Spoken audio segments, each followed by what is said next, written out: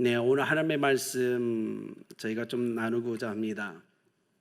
오늘은 전 세대가 가정에서 함께 모여서 예배하기 때문에 제가 스트레스가 좀 많았어요. 어떻게 우리 초등학생들이 이해할 수 있을지, 중고등부가 이해할 수 있을지. 그래서 전 세대가 함께 드리는 예배이기 때문에 최대한 말씀을 좀 짧게, 좀 이해하기 쉽게 좀 나누고 싶었습니다. 코로나 때문에 우리는 지금 힘든 인생의 여정을 달려가고 있습니다. 이거는 어른들의 문제뿐만이 아니고 우리 초등학교, 중고등부, 대학, 청년부, 우리 전 세대들도 차세대들도 참 힘든 시간들을 함께 보내고 있다는 사실을 우리는 기억해야 됩니다. 제가 초등학교 때를 생각해 보면 참 힘들었던 몇 가지 사건들이 있었어요. 사건은 아니고요. 그러나 그 중에서 하나 선명하게 기억되는 건 1000m 달리기였어요. 지금은 많이 않는 것 같은데 저희 어릴 때만 해도 달리기 참 많이 시켰던 것 같아요. 1000m를 달리기 하고 기록을 재는데 한 500m 정도 달리고 나면 숨 쉬는 것이 너무너무 힘이 듭니다. 숨이 잘 안 쉬어지죠. 중간에 머릿속으로는 막 포기하고 싶다, 그만두고 싶다, 막 수만 가지 생각이 올라옵니다. 몸이 무겁죠. 그러면서 속으로서는 왜 내가 이 달리기를 해야 되는지, 이 달리기를 시키고 있는 선생님이 미워지기 시작합니다. 그래도 이미 출발했고 500m를 달렸으니까 머릿속에 스치는 생각은 끝까지 인내하며 달려야 된다는 생각, 그리고 이미 달리고 있으니까 최소한 꼴찌는 하면 안 된다는 생각이 참 많았던 것 같아요. 그리고 온 힘을 다해서 달리죠. 자, 골인 지점이 통과했을 때 그 기쁨 여러분 다 생각하시죠? 느껴지십니까? 다시는 이제 달리지 않아도 된다는 그 마음이 참 너무 큰 기쁨과 즐거움이었던 것 같아요. 인생에서 최소한 우리는 어떤 한 가지 일을 성취해 보았습니다. 한 가지 일을 맞춰 보았어요. 일을 마쳤을 때 기쁨, 그죠? 우리 어린아이들 열심히 시험 공부하고 시험을 다 치르고 나서 시험이 끝났을 때 기쁨, 우리는 다 그 기쁨이 어떤 건지 다 알고 있습니다. 근데 영적으로도 이 달리기, 이 다름질의 삶은 우리에게 여지없이 다가온다는 거예요. 오늘 말씀, 이 천국 복음이 모든 민족에게 증언되기 위하여 온 세상에 전파되리니 그제야 끝이 오리라. 저는 이 말씀을 가슴에 새기고 영적인 달리기를 현장에서 달렸던 사람입니다.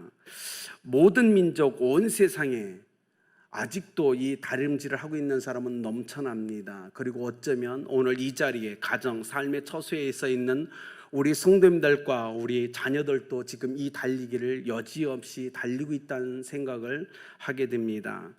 그러면서 우리 마음에 드는 건 한 가지죠. 빨리 이 다름질을 마쳤으면 좋겠다. 이 달리기를 끝냈으면 좋겠다. 끝내고 쉬었으면 좋겠다. 아버지 품에 의지하여 위로받았으면 좋겠다. 아마 복음의 전방에서 사역하는 선교사들은 더 이 마음이 강할 겁니다.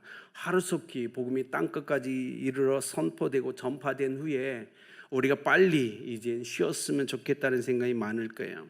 오늘 이 24장 1절부터 쭉 보게 되면 오늘 이 말씀은 예루살렘 성전에 대한 예언의 말씀이라고 봐도 무단합니다. 왜냐하면 1절에 보면 돌 하나도 돌 위에 남지 않고 다 무너뜨려지리라 라는 말씀을 통해서 예수님은 예루살렘 성전에 대한 멸망에 대한 예언을 지금 하고 있습니다. 그리고 그 마지막에 14절에 오늘 우리가 읽은 말씀을 하고 계시죠. 근데 조금 더 자세히 들여다보면 이건 단순히 예루살렘의 멸망이 임했을 때 그 사건만 얘기하는 게 아니라는 걸 우리는 발견하게 됩니다. 7절에 보시면 민족이 민족을, 나라가 나라를 이라는 표현을 쓰게 되죠. 그리고 9절에 가서는 너희가 내 이름 때문에 모든 민족에게 미움을 받으리라는 표현을 또 등장하고 14절 오늘 말씀에 가서 모든 민족, 온 세상이라는 표현을 쓰십니다.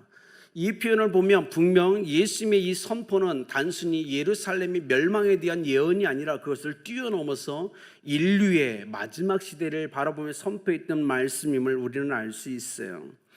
그런데 우리가 이렇게 질문할 수 있죠. 왜 하나님은 이 끝이란 그제야 끝이 오리라고 할 때 이 끝을 강조하셨을까요? 왜 주님은 왜 끝을 우리에게 얘기하고 있죠? 아마 제가 생각하기에는 이건 것 같아요. 이 땅에 존재하는 모든 것은 끝이 난다라는 것을 통해서 영원하신 하나님을 우리에게 말씀해 주고 싶었지 않나. 이 세상이 끝나는 것들을 보면서 정말 하나님밖에는 영원한 것이 없구나라는 걸 교훈해 주고 싶으셨던 것 같아요. 오늘 보십시오. 예루살렘 성전 돌 하나도 돌 위에 남지 않고 다 무너질 겁니다. 그런데 마지막 시대를 우리가 볼까요? 인생의 모든 것 중에 무너지지 않을 게 과연 있을까요? 없을 겁니다. 이 땅의 모든 것 다 무너질 겁니다. 근데 무너지지 않는 한 가지가 있죠. 하나님입니다. 하나님만은 영원하실 거예요. 하나님은 무너지지 않으실 겁니다. 그래서 오늘 이 말씀을 통해서 우리에게 그 얘기를 하고 있는 것 같아요. 인생의 모든 것 무너질 때가 있을 거다. 인생의 모든 것 끝이 올 때가 있을 거다. 오직 나만이 영원하다라고 선포하실 그 주님, 우리가 이 땅의 마지막이 됐을 때 그걸 경험하게 될 겁니다. 역시 하나님만이 영원하시구나라고 고백할 그때가 임할 거라고 얘기합니다. 여러분, 오늘 24장의 말씀은요, 세상의 마지막에 대한 예언인데, 우리 학생들 지금 영상으로 부모님과 함께 예배 드리겠지만 학생들에게 있어서 이것은 시험이라고 볼 수 있죠. 시험. 우리가 어떡하죠? 수능이든지 아니면 시험날 어떤 일을 합니까? 갑자기 어떻게 해요? 차가 너무 막히죠. 그래서 경찰들이 도와주기도 하고 난리칩니다. 어떤 학생들은 시험장에 들어가지 못해요. 시간이 늦어서. 그죠? 그리고 어떤 학생들은 어떻게 되죠? 너무 긴장한 탓에 배탈이 납니다. 그리고 답을 잘못 적죠. OMR 카드에 잘못 체크하는 일도 일어나죠. 그러나 어찌 됐든 이 어수선한 모든 시간이 지나고 시험의 끝이 오게 돼 있다는 겁니다. 그리고 시험이 끝났을 때 학생들은 우선은 뭐예요? 점수가 어떤지에 상관없이 시험이 끝났다는 것 때문에 행복해하죠. 즐거워하죠. 오늘 24장 1절부터 쭉 말씀이 바로 그런 얘기를 하고 있는 겁니다. 이 말씀 통해서 우리가 오늘 선교사로 가시는 두 분 선교사님과 이곳에 함께 나와 있는 우리가 기억해야 될 세 가지를 좀 나누고 싶어요. 첫째는 우리의 손에 천국 복음이 분명하게 들려 있어야 된다는 사실입니다.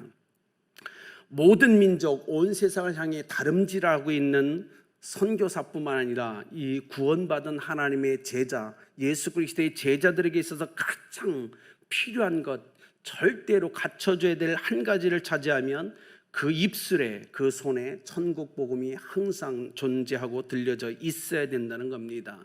그것이 있어야만 오늘 예수님이 보내는 이 일을 성취할 수 있기 때문에 그래요. 그래서 저는 말씀을 준비하면서 우리 아름답게 모든 성도님들 입술에, 여러분의 손에 이 천국 복음이 분명하게 들려져 있기를 예수님의 이름으로 축복합니다. 그럼에도 불구하고 오늘 인생을 사는 많은 그리스도인들을 보십시오. 어떡하죠? 복음에 너무 많은 것들을 붙들고 있는 것 같아요. 복음도 붙잡고 있지만 복음에 너무 많은 것들을 손에 붙들고 있는 것 같아요. 그래서 가슴이 아플 때가 많이 있습니다. 심지어는 손에 많은 것들을 들고 있는데 잘 보면 복음이 빠져 있는 경우도 보게 되는 거예요. 이것이 우리의 안타까움입니다. 여러분, 우리는 기억해야 돼요. 어떤 이유를 대고 핑계를 대든 간에 이 천국 복음은 분명히 그리스도인에게, 예수 그리스도의 제자들에겐 분명히 들려 있어야만 된다는 겁니다. 왜냐하면 이 온 세상 모든 민족에게 이 복음을 가져다 주어올 때 하나님의 꿈, 예수 그리스도의 꿈이 이루어질 수 있기 때문에 그래요. 복음 자체에 생명이 있음을 믿으십니까? 복음은 능력이 있습니다. 생명이 있어요. 저는 이걸 굉장히 많이 경험했던 사람 중에 하나입니다. 1990년대 중반에 중국에서 소수민족 지역을 언어가 아주 유창하게 되지 않을 때였어요. 배운 지 한 1년 정도 됐을 때 중국 소수민족 지역에 들어갔어요. 근데 한 마을에 들어갔는데 놀랍게 그 지역의 90% 이상의 모든 사람이 예수님을 믿고 있었어요. 그리고 그 옆 동네 갔더니 그 옆 동네 동일하게 90% 이상의 사람들이 예수님을 믿고 있었어요. 그래서 질문해 봤어요. 당신들은 어떻게 복음을 들었습니까? 어떻게 예수님을 믿게 되었습니까? 그랬더니 그들이 이런 얘기를 하는 거예요. 할아버지 세대에, 할아버지 때 외국 사람, 머리가 노란 사람이 이 지역에 들어왔었다는 거예요. 근데 언어가 하나도 안 통했는데도 불구하고 가방에서 빨간 책을 하나 주고 떠났다는 거예요. 뭐 언어가 안 통하니까 가방에서 꺼내준 빨간 책, 그것이 뭐였겠어요? 성경이었어요. 근데 그들이 앉아서 그 성경을 읽기 시작합니다. 그리고 누군가가 성경을 읽다 예수님을 영접한 거예요. 그가 다른 사람에게 그 복음을 전하기 시작했고, 시간이 흐르고 흘러서 그 지역 전체가 90% 이상이 예수님께 돌아오는 놀라운 역사가 있었다는 거예요. 제가 그 말을 들으면서 느꼈던 건, 이건 허드슨 테일러가 대표로 했었던 영국 내지 선교의 선교사 중에 하나였을 거다라는 추측을 해보았어요.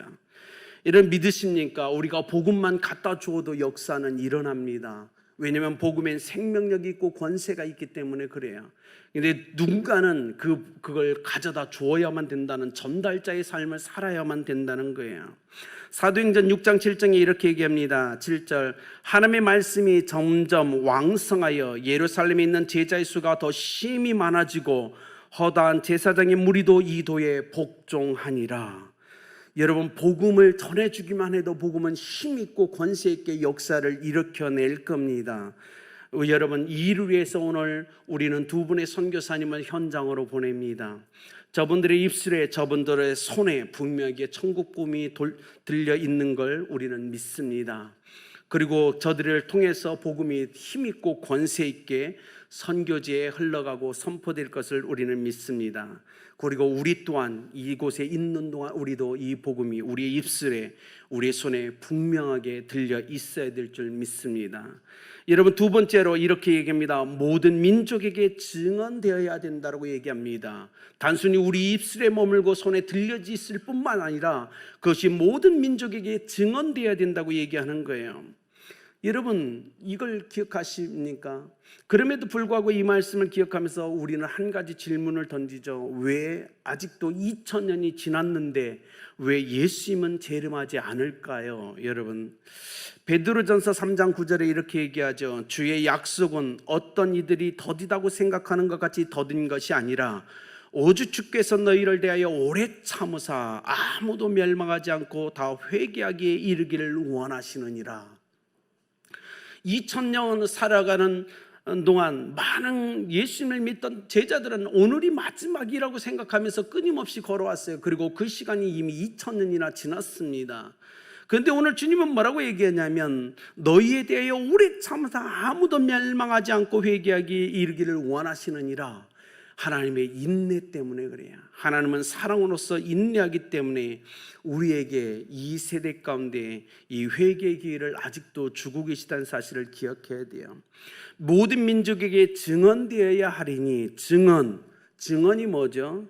일어났던 사실을 말로 증명한다는 뜻입니다. 증인이 재판에 출두해서 자기가 보고 들었던 실제적인 사건을 말로 진술하는 것이 증인이란 거예요. 그렇기 때문에 증인은 예수 그리스도를 만나지 않은 사람, 경험하지 않은 사람은 증인의 삶을 살 수 없습니다. 증인이 될 수도 없습니다. 그래서 제자들을 뽑을 때도 그랬죠. 예수 그리스도의 그 역사하심, 그 함께 동행하며 그분의 삶을 보고 들었고 체험했던 사람만이 제자의 자격이 될 수 있다고 얘기하는 거예요. 여러분, 오늘 이 모든 민족에게 이 복음이 증언되기 위해서 파송되는 선교사들은 하나님을 만난 사람이어야 돼요. 하나님을 경험한 사람이어야 돼요. 그래야만이 그 복음을 전해줄 수 있기 때문에 그렇습니다. 여러분, 어떻게 하시죠? 2000년이 지나다 보니까 수많은 사람들이 이제는 하나님이 없다라고 얘기합니다. 예수님은 안 오실 거라고 얘기합니다. 정말 그런가요? 아닙니다. 성경은 한 가지를 얘기해요. 회개하기에 이르기를 원하시느니라. 이 하나님의 엄청난 인내하심을 우리는 기억해야 됩니다.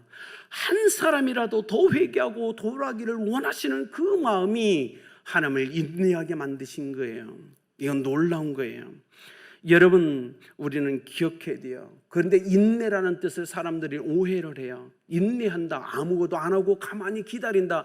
아니요, 그것이 인내가 아니에요. 하나님은 어떻게 인내하시냐면 끊임없이 자신의 아들과 딸들을 복음이 전파되지 않은 곳에 보내서 그들을 회개케 하는 그 일을 끊임없이 진행하시면서 인내하고 기다리신다는 거예요. 우리도 그래야 됩니다. 우리의 인내의 개념과 약간 달라요.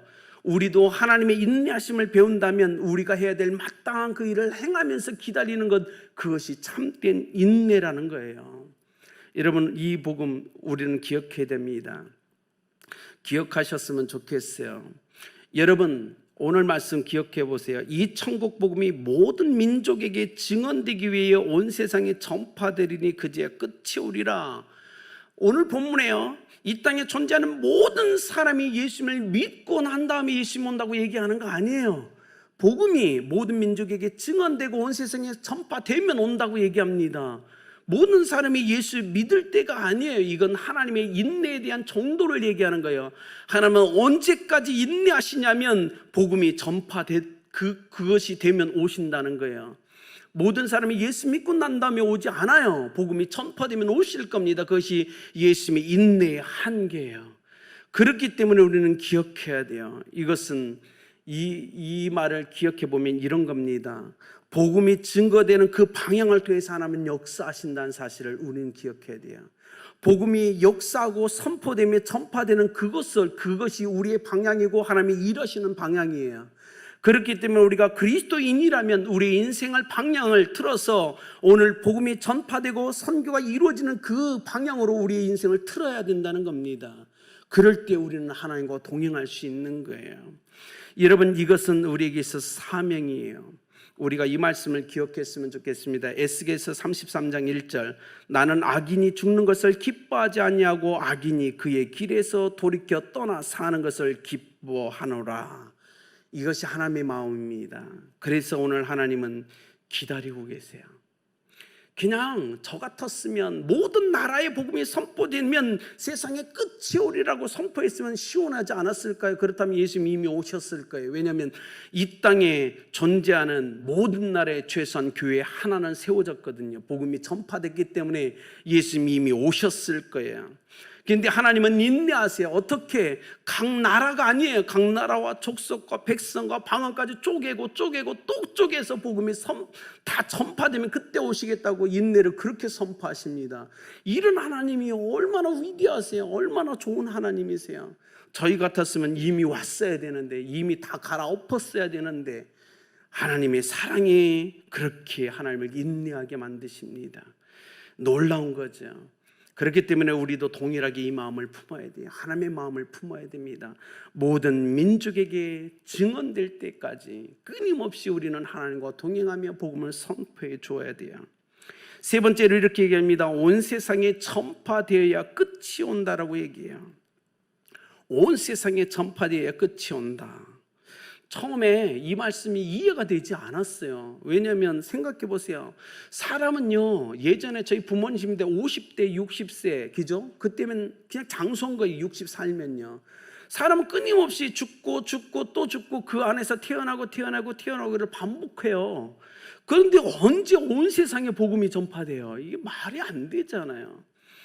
여러분, 저는 그 생각을 했어요. 시간이 딱 멈춰버리고 지금 존재하는 사람들이만 딱 멈춰져 있다면 이것이 가능할 건데, 그것이 아니고 사람은 죽고 태어날 반복하는데, 각 나라 속에도 민족 중에도 이것이 계속 반복되는데 어떻게 땅끝에 모든 사람들에게 이 복음이 전파될 수 있죠? 이해하지 못했어요. 그러나 믿습니다.